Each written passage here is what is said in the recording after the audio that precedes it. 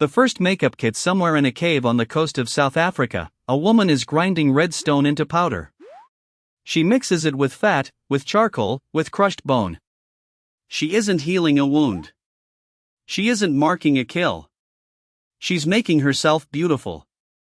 And she did it 100,000 years before the first city was ever built. This is Blombo's cave.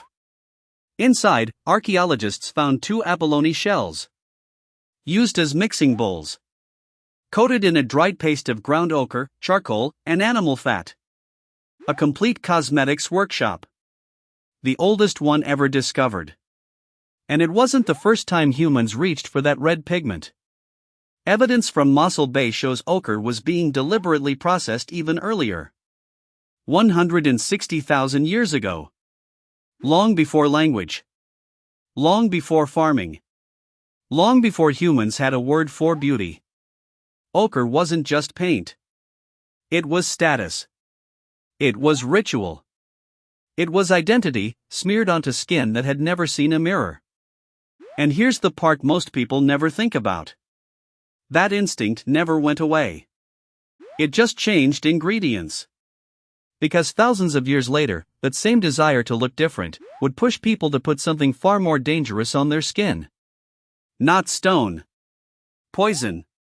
Painted with poison, on purpose. Fast forward to ancient Egypt. Kohl wasn't optional. Pharaohs wore it. Servants wore it. Even the dead were painted with it before burial. It was thick, black, and dramatic. And it was made from crushed lead ore. For centuries, people assumed this was purely vanity. Then, in 2010, chemists actually tested it. They found that the lead compounds in kohl triggered the skin to produce nitric oxide. Over 240% more than normal. That boost helped the body fight off infection. And the Nile flooded every single year, breeding bacteria that caused eye disease. Egyptians weren't just decorating their eyes. They were disinfecting them. With a toxic metal. Worn every day. So a little poison, used carefully, actually protected them.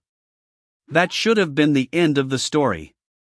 A lucky discovery, safely repeated for generations. Instead, it was only the beginning. Because the next civilization to fall in love with lead wouldn't be nearly as careful. Sweetened with lead, the Romans loved their wine sweet. So their winemakers boiled down grape juice in lead pots.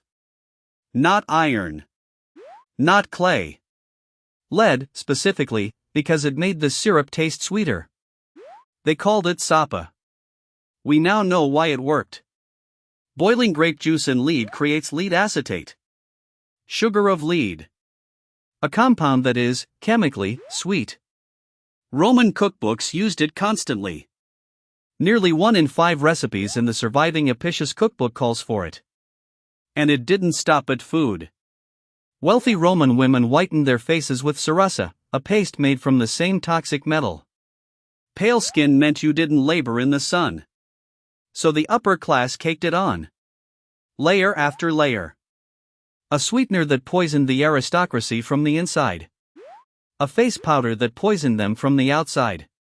Historians still argue about how much this contributed to Rome's decline. But one thing is certain. The idea that beauty was worth the risk didn't die with the empire. It got passed down. The palest face in Europe and Renaissance Italy, the trend wasn't pale skin. It was wide, dark, glassy eyes. Women squeezed drops from a plant into their own eyes to dilate their pupils. They called the plant belladonna. Beautiful woman. We call it deadly nightshade. The dilation made their eyes look larger. More striking. More alluring, by the beauty standards of the time. It also caused blurred vision, light sensitivity, and in high enough doses, it could kill. Women used it anyway. Regularly. For the look. Meanwhile, in England, the ceruse trend never left. It came back stronger, known now as Venetian ceruse. Lead in vinegar, whipped into a thick white paste. Queen Elizabeth I is believed to have worn it for decades, to cover smallpox scars.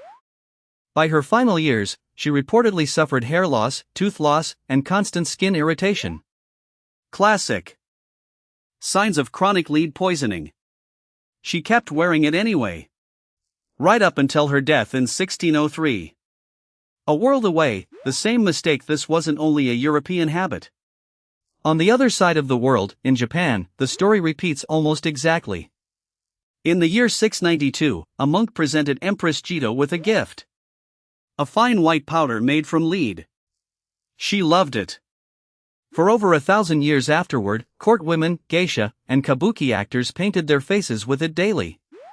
The same pale, flawless look, prized on the opposite side of the planet. The same slow poisoning underneath it. Hair loss.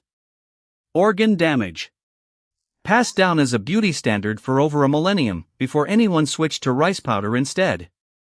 The wafers that promised safety. You'd think, centuries later, people would know better. They didn't. In 1890, a doctor in England began selling something new. Arsenic complexion wafers. Marketed as absolutely safe and harmless. By 1893, a competing brand launched. Then an arsenic-based soap in 1895. Newspapers ran full advertisements for them. Women ate the wafers to achieve pale, flawless skin. The dose in each one was small. But arsenic has no safe dose. Some users developed sores. Some developed lesions that never healed. Some died. And these products were legally sold well into the 20th century. So when did this finally stop? Here's the uncomfortable answer. It hasn't, completely.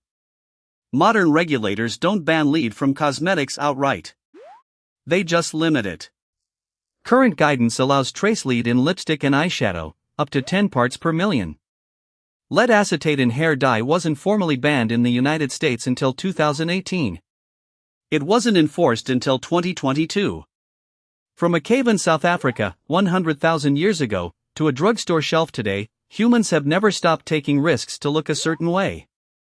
The ingredients changed. The instinct never did.